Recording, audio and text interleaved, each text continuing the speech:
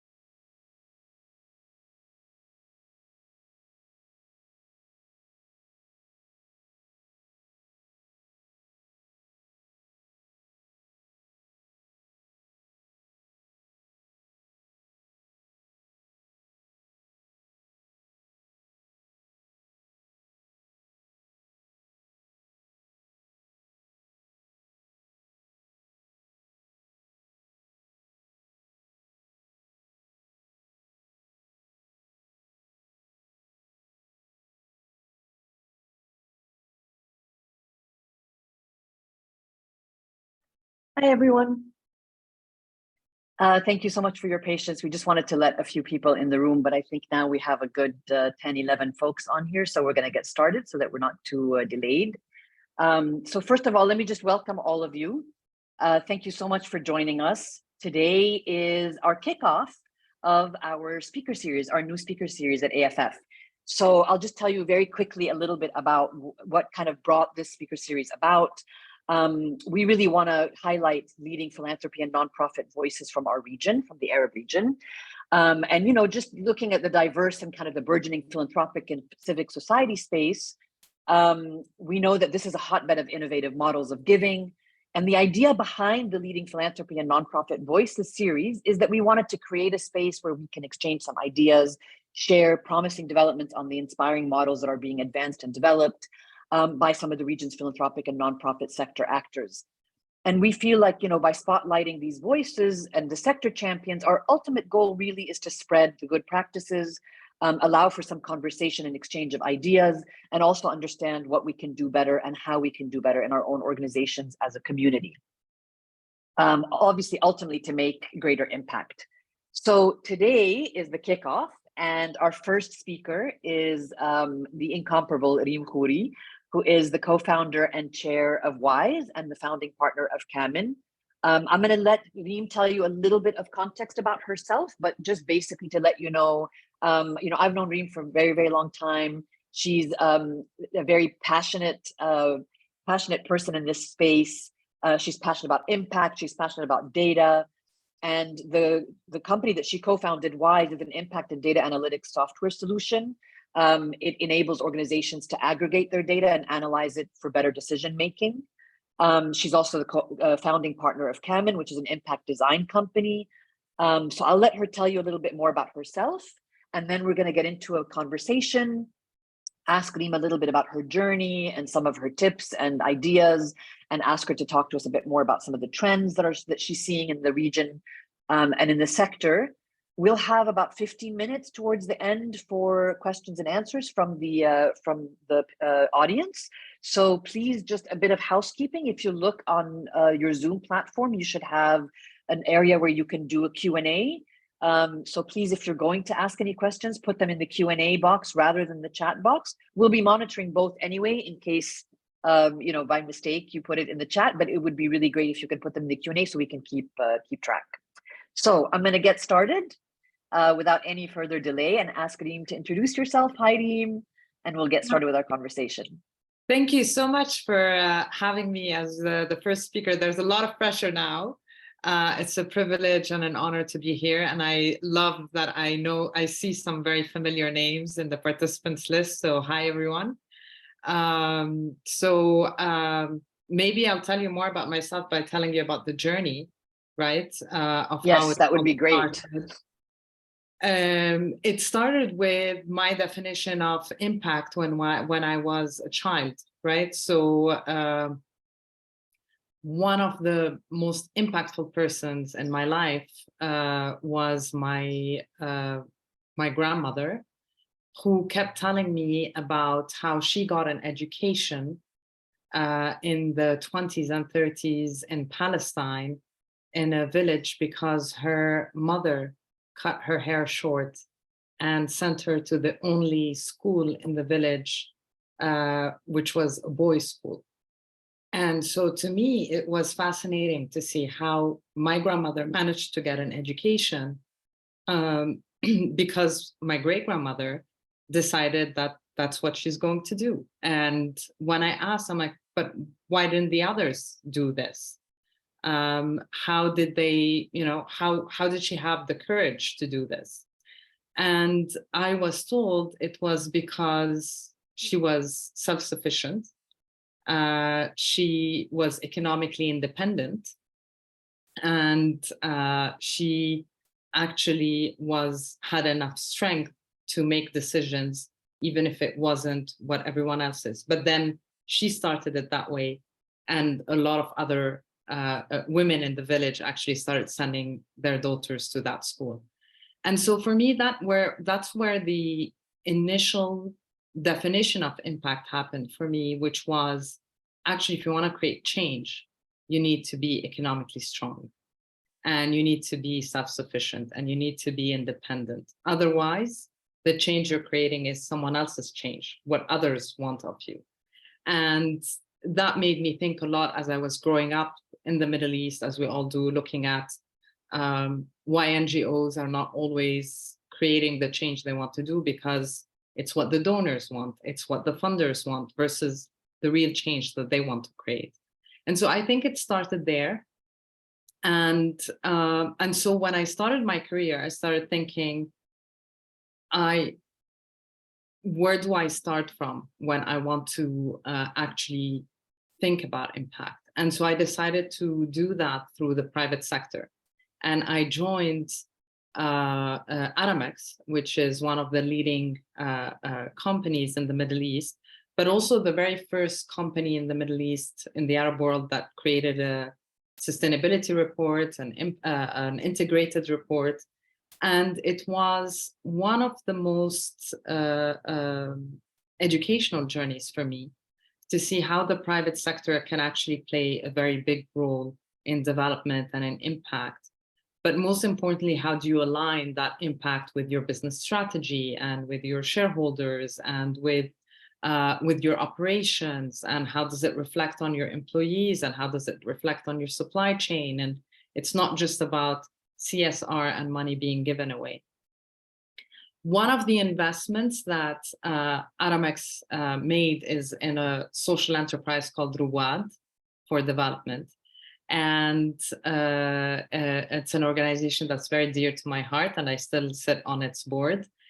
And one of the beneficiaries of Whyise became an e-commerce entrepreneur and became actually an important client for Aramex. And so for the first time, you could see the economic link between an investment in society that led to not just mutually beneficial social impact, but also economic impact. And that's when the light bulb came out. And I said, okay, it wasn't intentional. When we started investing in the Whyise, we never said, we want to invest so that this happens. But then I said, okay, it's time to actually try that out. And so I quit and I started a company called Kaamen. And Kaamen in Arabic means inherent. And it's about the inherent opportunities of designing models where the more you invest in society and the more you invest in the environment, the more shared benefits and shared interests it is for everyone. And as we started working in Kaamen, we worked in Saudi Arabia, and we worked in Malaysia, and in Egypt, and in Kenya, and in Jordan, of course, and in Palestine. And one of the main things we noticed across the board, whether we're working with the private sector, or we're working with the not-for-profit sector, or we're working with governments, is that for us to design proper strategies and models to create impact, we need data. We need data before we start the design. We need data as we start piloting and implementing, and we need data so that we can grow and scale. And so we realized, oh my God, there's no solution, right? Like that exists out there that helps us to look at the data differently, manipulate it differently, store it differently. There are a lot of checklists, there are a lot of Excel sheets, but what we needed was something that's a bit more comprehensive. And so I actually talked to a friend of mine who's also my co-founder, and we invested into the creation of Whyise. And at the beginning, I was just an investor, but we also realized very early on that for it to succeed, someone with an impact background needed to run it first. And so I stepped in and ran it for a bit less than 4 years. And as of October, I became chair, and we hired a CEO for it. And I got my life back. So that's, in a nutshell, the journey we've been on. That's amazing, Reem. Thank you. Well, first of all, let me just say about your Palestinian grandmother. Palestinian grandmothers are amazing. Okay, they are amazing.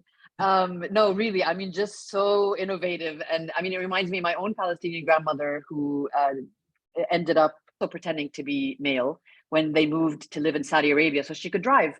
Yeah. So, always finding a way. Definitely. So yeah, that's incredible. That's really, really amazing. I think when I first met you, which was like almost 10 years ago now, Whyise didn't exist yet. It was just Kaamen at the time. So yeah. There's been quite an evolution.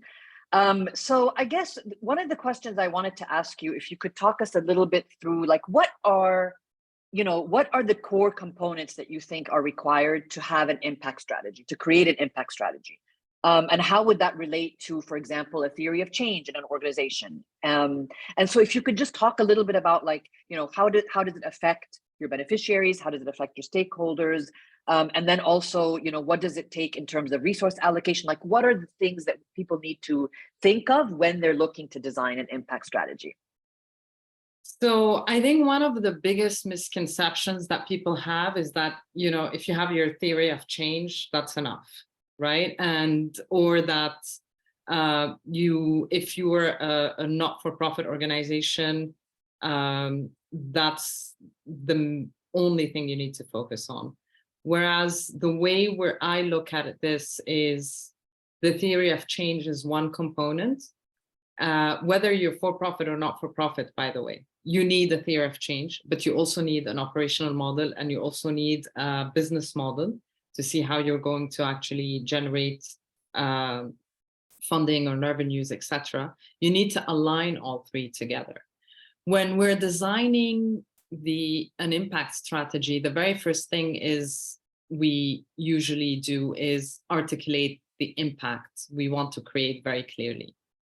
And you'd be shocked by how many organizations don't have a very clear articulation of the impact and the change they want to create.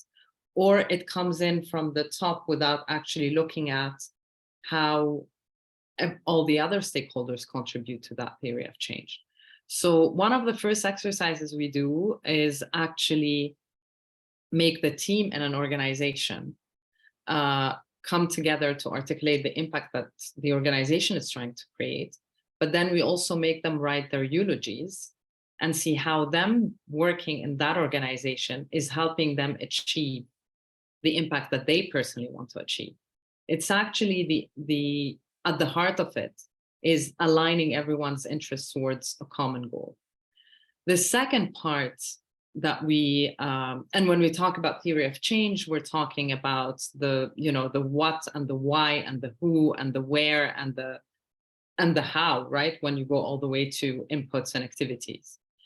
Then the second part that we do, part of that exercise is also doing research. It's gathering data. It's doing stakeholders interviews. It's getting benchmarks. It's looking at the trends and what other models exist out there. The second, after that, we do a stakeholder mapping, and we map not just the immediate key stakeholders, but the indirect stakeholders. And when we map the stakeholders, we also map where their areas of interest are, because one of the big pitfalls of being in the not-for-profit world is that we think because it is a good cause, everyone will actually join that movement. But in reality, for you to actually mobilize and engage and change behaviors and get people to act, you need to make sure that their interests are accounted for. And that helps tremendously in the design process. The third element we do is we align the impact with the business and operating model.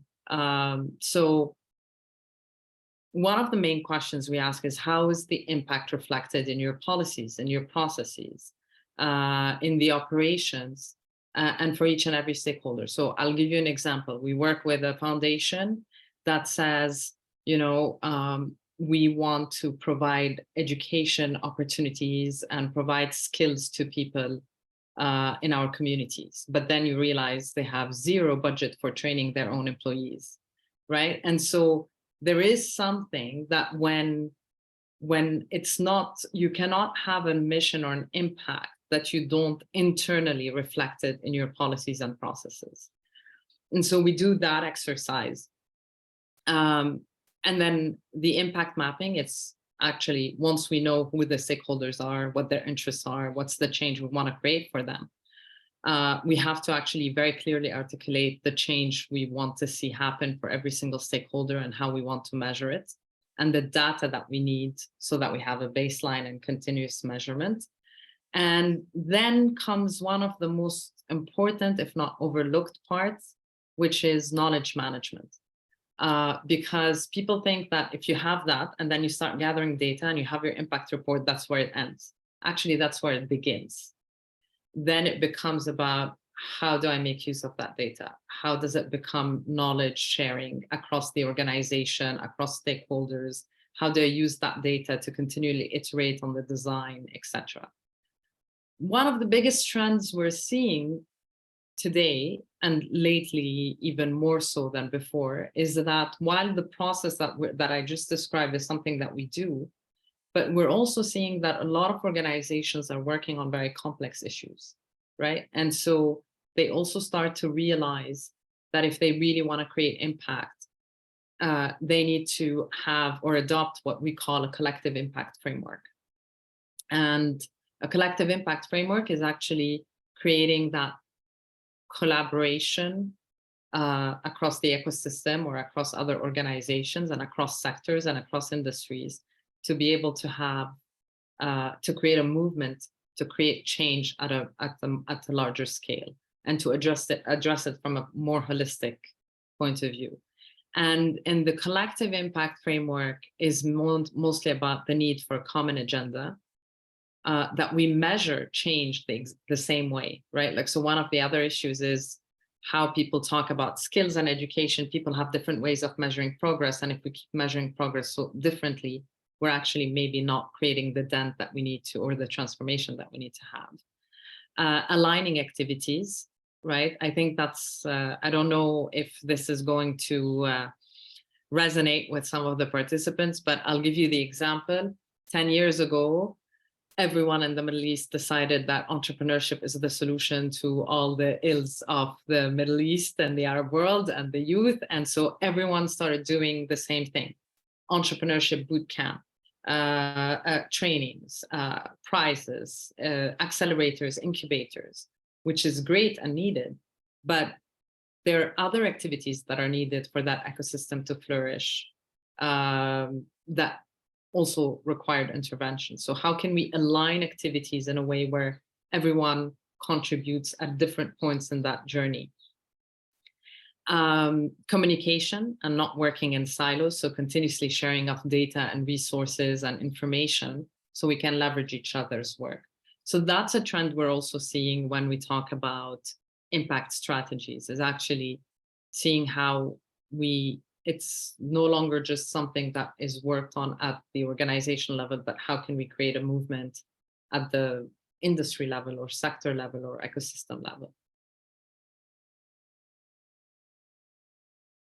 You're on mute.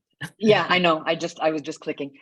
So actually, look, what's interesting is a lot of what you're talking about is predicated on the availability of this data to begin with, right? So a lot of even just the internal kind of, organizationally internal process and journey that people have to go through to start the designing of an impact strategy depends on the fact that we would have this data to begin with. And we know that in our sector, in this region, we are very much lacking that very core component. And it's something that we've been kind of working on. I mean, I know that AFF has been working on sort of trying to gather as much data as possible on the sector to be shared as openly as possible, both regionally and globally. And I think, you're talking a bit about the trends, but I'm curious to know if you have seen any progress in your kind of, because you've been in this sector longer than I have, if you've seen any trends towards not only the gathering of the data, but the understanding and of the usefulness of it and the impact, or the understanding of the impact of it. And are you seeing that people are more, inclined, less inclined? Like, what are you seeing in terms of that? Because with Whyise, I mean, you aggregate and analyze data for impact. So I'm just curious to know about that particular side of the trends. So I'll tell you, sadly, we are seeing still a lot of people focusing on inputs and outputs than outcomes, right? So there's a lot of data related to, we spent X million of dollars, we trained 100,000 people, but where are they? Are they working? Are they making minimum wage or living wages? Their gender pay gap, etc. So we're still seeing that the majority is still gathering data at the inputs and output level. Having said that, that's a beginning, right? Like, that's not something to say, that's not to discount the importance of having that, but we're saying that's not enough and you need more. The other trend we're seeing is that we have a legacy of donor-driven outputs versus impact, right? So a donor has a template that you need to fill, and sadly, a lot of the donors' impact reports are actually output focused, right? It's like, where did the money go and how many people have you trained with that money? And so this is one of the biggest, and so the organizations, some of them think, if that's the requirement, I'm fulfilling that requirement, right? Whereas the ability for that organization to become more resilient, stronger, access more funding is related to their ability to report on the outcomes that they're achieving and not just the outputs. Another trend we're seeing is the checklist trend, right? So one of the issues I have also with what we call, ESG reporting, etc., it's a checklist. It tells me that I reported correctly, or even the audited sustainability reports, they'll tell you, did you report on the data correctly, or did you gather the information correctly? It doesn't tell me that I could have created the same amount of jobs for half the budget. It doesn't tell me that there is a negative impact somewhere else. But at the same time, so I'm talking here the negatives, we're also seeing a trend go in the other direction. So we're seeing a growth in the demand for social return on investment analysis. And I know AFF is actually doing quite a bit of work with Social Value International about SROI. And I think that's a very positive trend.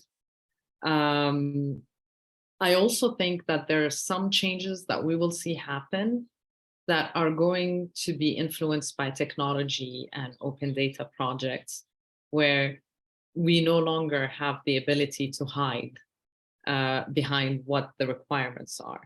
You're also seeing systems change. So I don't know how many of you are familiar with the concept of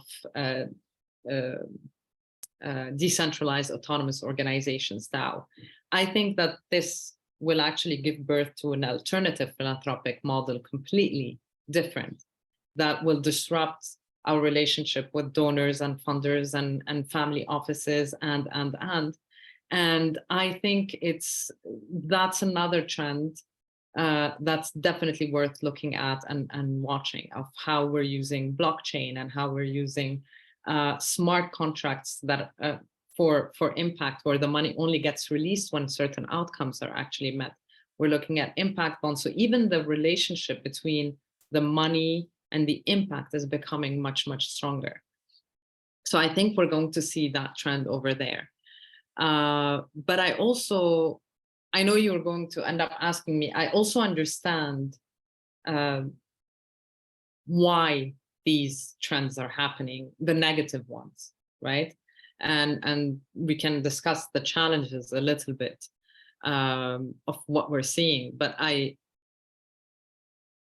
it's not ideal where we are. But by the way, that's not for the region, that's globally, right? You'll talk to organizations like the biggest private equity funds, and you ask them about, their ESG, and they invest millions of dollars in their operating systems and their financial analysis system.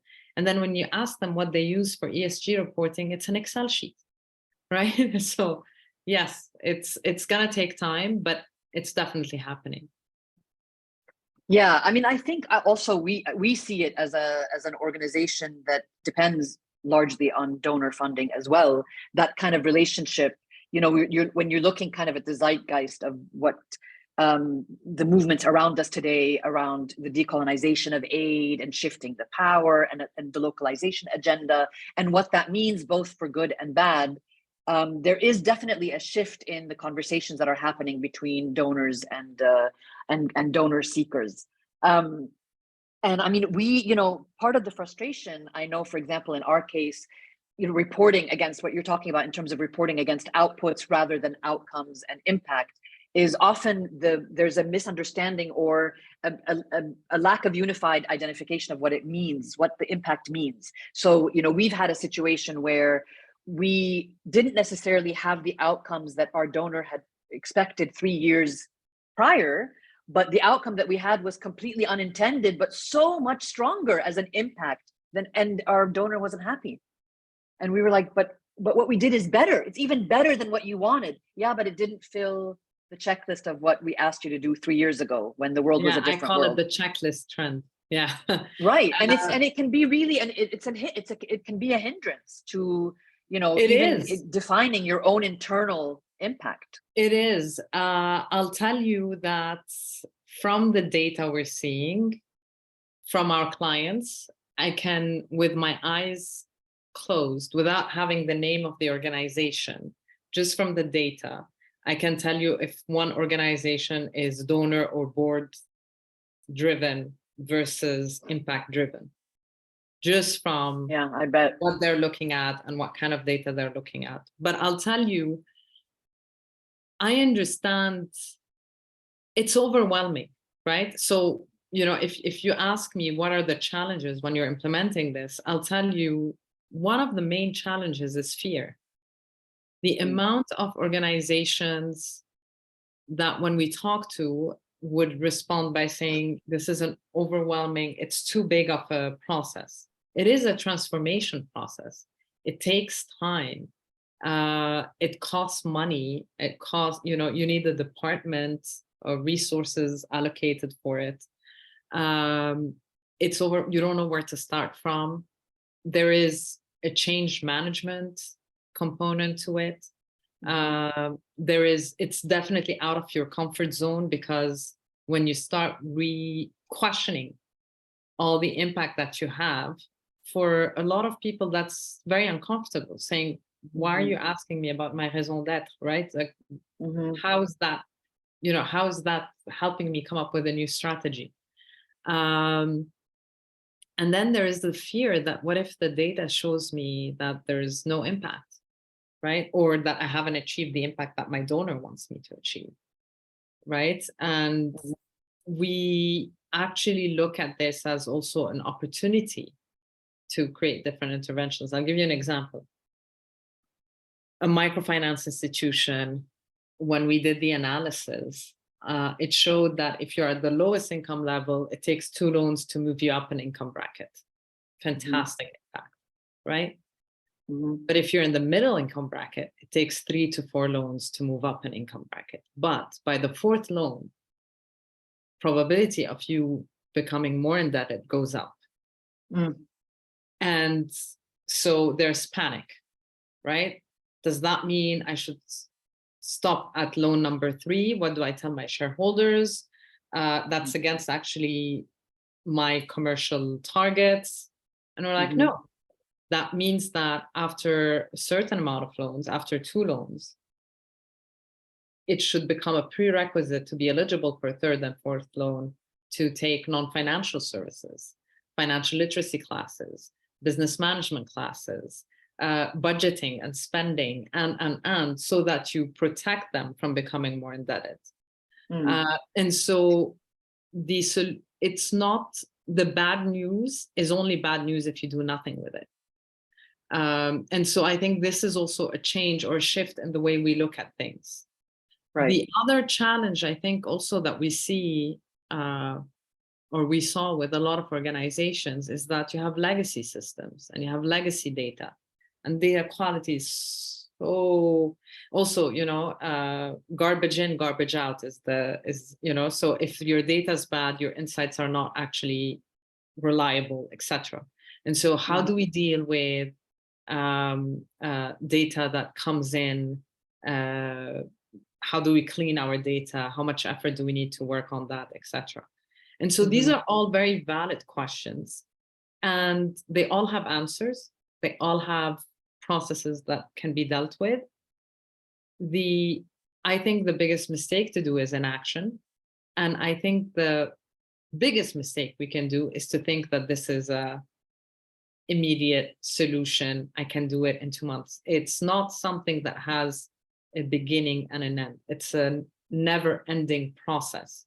Even when you come up with the best theory of change and your best indicators, I am willing to bet everything on the fact that within 6 months and a year and 18 months and 2 years, you're going to keep changing and iterating, because you'll realize that that data is not telling me what I need alone. I need an additional data point. You realize that this indicator needs to be shifted. You realize that you need to add an additional dimension so that you can better analyze it. And so it's not something that you just do once a year, right? This is a continuous process. Yeah, because or else, a pandemic will hit and the entire world will change. Yeah, and you'll need to change again. Yeah. So that actually is a great kind of segue into the next question that I had around what does an organization need to reach a certain level of maturity in their development, in their experience, programmatic experience, in order to be able to adopt an impact strategy? Or is this something that even a brand new, newly created foundation or nonprofit can adopt from inception? Does there have to be prerequisites, as you were mentioning? So there's pros and cons for both, right? So if it's an existing established organization, you might have to be dealing with legacy systems and legacy data, and when you're a startup, you have the advantage of incorporating this in the design process, right? And so it becomes much easier to gather the data, because you know that I can add these questions in my application forms for my beneficiary, and I can add these questions in the exit interviews. And so it becomes much easier to design and to capture that data. We've worked with both types of clients, people that have legacy systems and legacy data, etc., but then we also worked with startups where we started from a blank canvas and we had the ability to design it the way we want. What I think is the most important part for startups is to realize that they need to remain lean and that it's going to change over time. That they need to do data audits quite frequently so that they make sure that they manage the quality of their data early on and address any issues early on. I think we need to be very careful about the questions we ask and how we ask the questions so that we gather the right data when it comes to startups. And budget plays a role, but you don't have to start with my friend always tells me, when you think about budgets, think about, if I have no money, right? What are the 5 things I can do? If I have $5,000, what are the 10 things I can do? If I have $10,000, what are 15 things I can do? And if I have 20 or 50, then these are the 30 things I could do. And I would say it's the exact same thing, right? You can start with an Excel sheet. You can use SurveyMonkey. You can, use Typeforms. You can, there's so many ways today to do it. It doesn't have to be fully automated. And then as you grow and as you have more ability to allocate resources and funding for it, you can actually fully automate the process. Right. Yeah, I think, again, this speaks very much to us, not just as AFF as an organization itself, but even with many of our members that tend to have maybe smaller budgets. And as you were saying, when you start having the conversation around, let's help you design an impact strategy, or let's do, impact assessment workshops, and people say, well, we don't have the money to do that. This is a great kind of reminder that there are ways that you can do it kind of, basic first, and then, there was a follow-up question, and I think maybe you touched a little bit on it, but if you could, what role do you think kind of technology and sophisticated technology versus the most basic technology would have in advancing kind of impact-driven practice? So I understand that we're saying there are ways that we can measure our impact that are a little bit more basic and don't need to be very sophisticated. But between us, right, is it really as valuable, or is there a lot of value to be placed in go more digital, have a more kind of tech savvy approach? So I'll tell you, well, I'm biased, right? Because I invested in a company that makes sure that you have a more tech savvy approach. My take on this is actually the technology allows you to focus your efforts. You know how people think, AI is going to take over and artificial intelligence is going to replace human beings. Mm-hmm. And one of my favorite descriptions of technology was from a French entrepreneur, and he calls it augmented intelligence. Mm-hmm. And he said there's human intelligence and there's artificial intelligence, and together it allows us for augmented intelligence. Mm-hmm. I, for one, don't believe that systems and technology will replace the intelligence of human beings, or the empathy, or the critical thinking, or the intentionality, right? Or the ethics that we need to be thinking about, right? But I believe that technology will free energy and bandwidth and time for us to focus on the right things. Mm-hmm. Currently, what you have in a lot of organizations is, 5 people that are focused on collecting data. If you automate the data collection, mm-hmm. you can have those 5 people focusing on how do we make use of that data, right? How does that mean we can design better interventions and better programs, mm-hmm. and better services? How can we access more diverse sources of funding?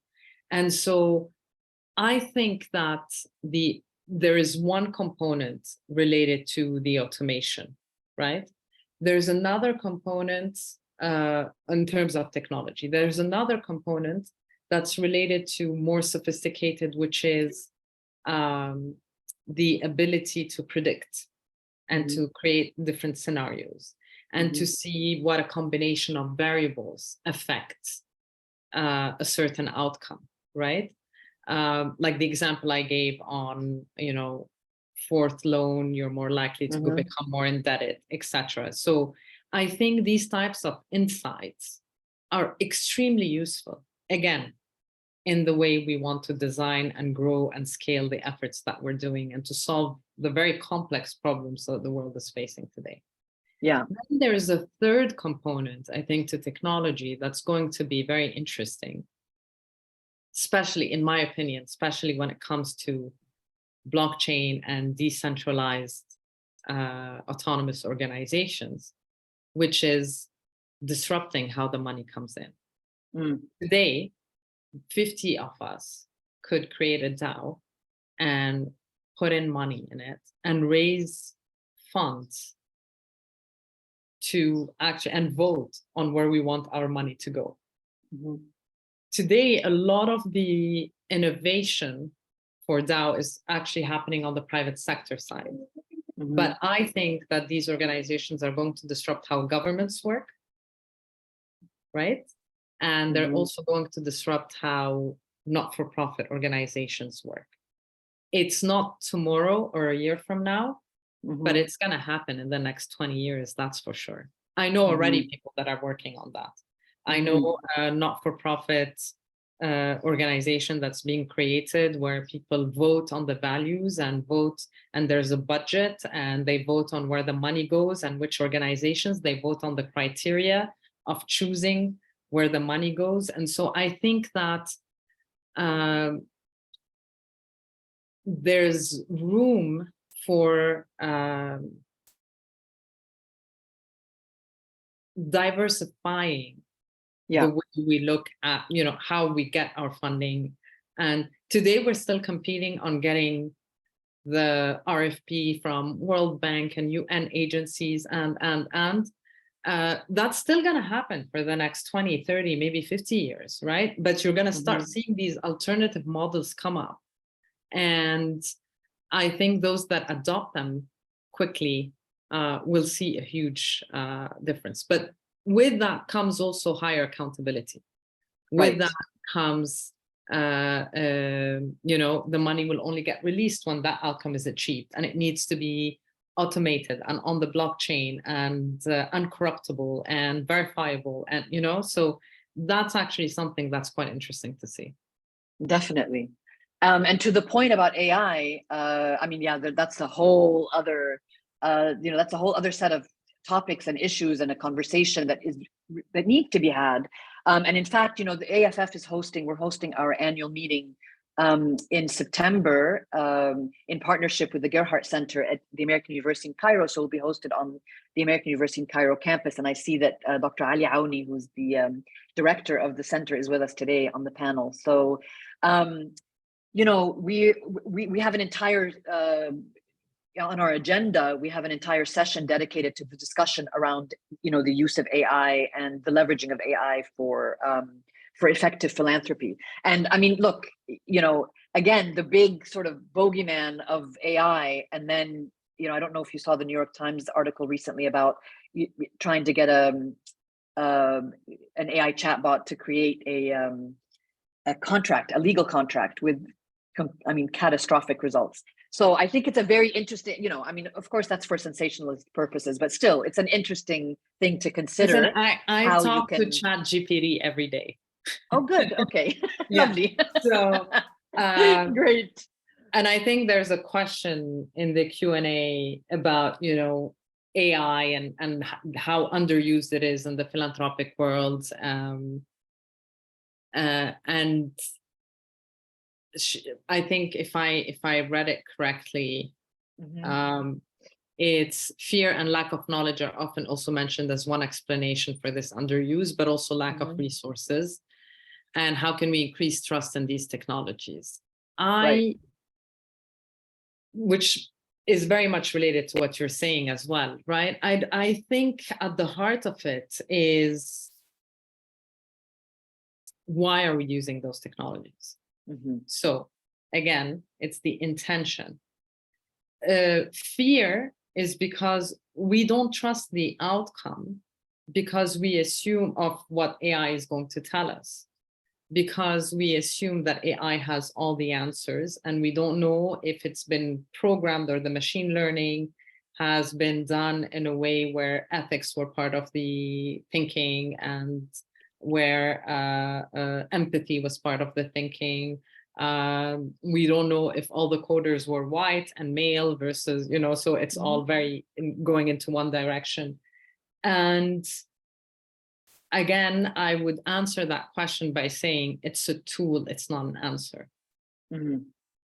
And if we assume that technology is the answer to all our problems, it isn't. But how do we use it? It's not going to replace human intelligence and common sense and logic. It's supposed to augment it, but you should always question it and question the outcome. And it's about asking the right questions, right? Being Palestinian, when I ask ChatGPT, how can I free Palestine? And I ask them again, when will Palestine be free?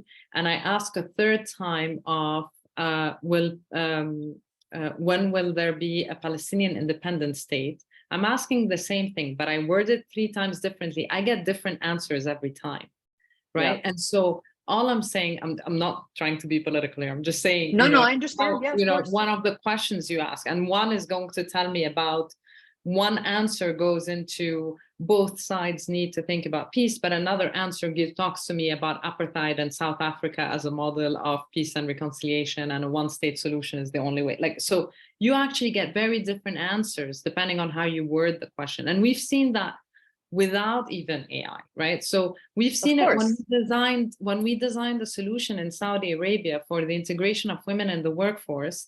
Everyone was designing the same training programs, right? For the retail sector, everyone is training on sales and customer service, and because that was the need. We went and we asked a different question. We asked the women, what do you want? And they looked at us and were like, we don't know how to answer that question. No one ever asked us, what do you want?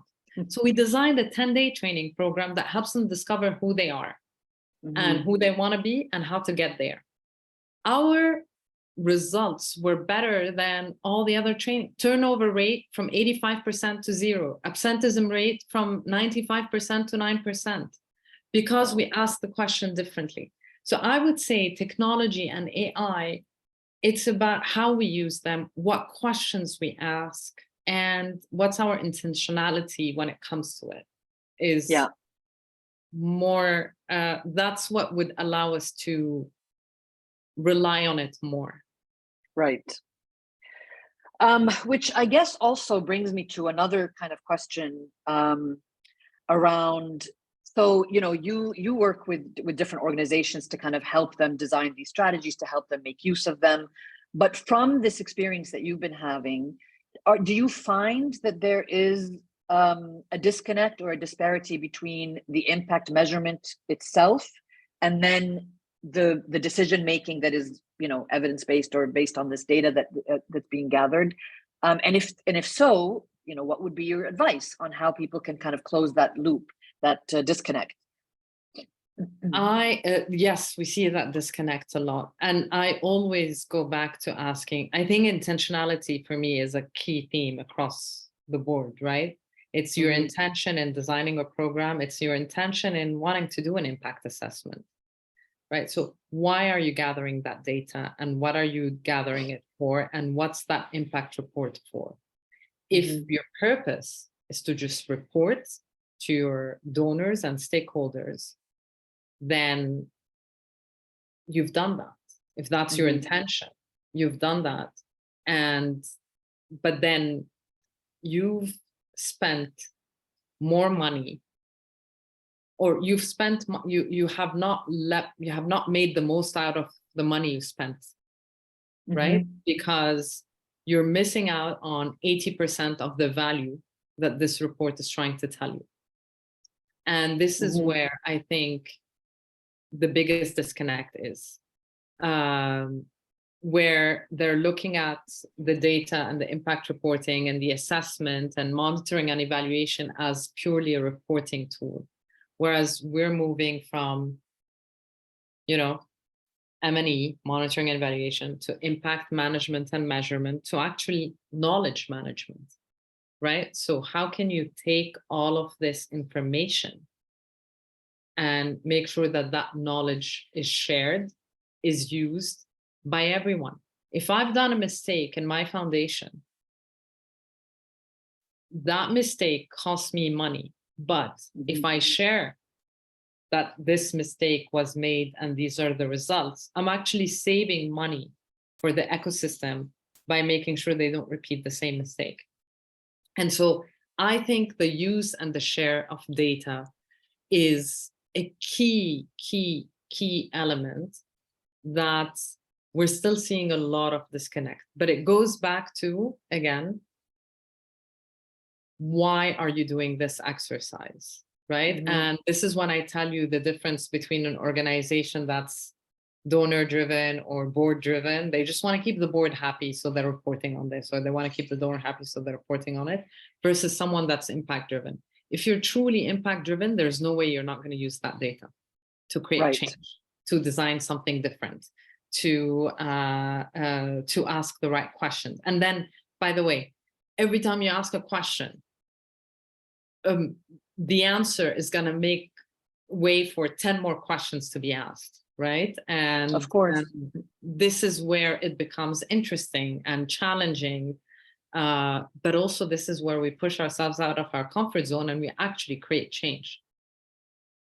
So, I mean, that's, you kind of pushed a question for me, which is, there's actually two questions, but one of them would be, so what would happen? What would you advise an organization that takes this kind of exercise very seriously, goes ahead and participates in it and implements it, and then discovers that they're not making impact with programs that they've invested time and money and effort and gotten donors on board with, like facing that kind of catastrophe moment? What would their next step be? How can they take that negative? We had a couple of clients that faced that, right? It was actually fantastic because it was the push they needed to go back to the drawing board and saying, okay, let's go back. Let's see, what do we need to work on? What policies need to change? What partnerships do we need to create? What do we need to delete? What do we need to keep? And they've managed to turn it around. How do we streamline? How do we do this? How do we do that? Honestly, it's never bad news unless you choose to ignore it and sweep it under the rug, right? And say, okay, I don't care. I don't want to, I'll just report on this, and I don't want to think about all the other things.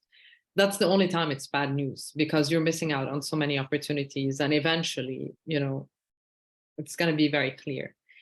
I mean, everyone in here have heard of projects that cost $50 million and $75 million and $100 million in our part of the world. And, unemployment rates are still where they are. Poverty is still where it is. Female participation is still where it is. And so we know, and we get frustrated because sometimes say, if they gave me 1 million out of the 50 that they spent, I could have done things differently. And I know that this is a feeling that's shared across the board with everyone in the sector, a lot of them in the sector. Having said that, instead of waiting until the 50 million are spent to realize it's not impact, you actually can figure it out by the first 50,000 or 25,000, right? And then you have time to course correct before you get there. Right. Even if, and it's never, sometimes you have unintended consequences that you haven't thought about. So, but this is in one of the unintended consequences of We don't have that data on the Arab world, and I'd be very careful to say that. But when we're doing research on the microfinance industry, because we launched a product for financial inclusion on the microfinance industry, one of the unintended consequences in, I think, if I'm not mistaken, in Latin America, for financial inclusion of women and economic independence of women through microfinance was the rise of the rate of divorces. Yeah, I was sure you were going to say that. And so is that a positive consequence or a negative consequence? I mean, unless you actually look further into it and you see, did she actually leave an abusive relationship, then it's positive. Did she actually break out her own family because she became wealthy? That's another, that's not very positive. So I think there's much more, but then I could decide, okay, I have nothing to do with this. Or I could decide, again, financial literacy. What does it mean? How to prioritize, how to have conversations with my family about money and new income coming in. How do we agree as a family on where the money should be spent? If it's an abusive relationship, how do I plan my exit in a safe manner for me and my children, right? And so I think there's always room for you to do more and more. But yeah, I don't think that bad news are ever truly just bad news, unless you choose to think, khalas, it's fate. This is it. Yeah. And this is it. And that's how it is. And this is how it ends. Yeah, this is how it ends. This is how it ends. Yeah. And I believe that as long as you try to make a change, you can make a change. Yeah. That's nice and optimistic. Yeah. So we're about 3 minutes out from the end of our amazing conversation. Honestly, I mean, I feel like we could just keep talking and talking and talking, which is what we do in person anyway when we meet. Exactly. But I do. So we got one question in the Q&A which you've already answered. But because we have about 2.5 minutes left, I just wanted to offer the audience an opportunity to, if you want to raise your hand, if there's something you'd like to say live, and Waleed from the AFF team can give you the authority to speak, or you can put something in the chat or in the Q&A.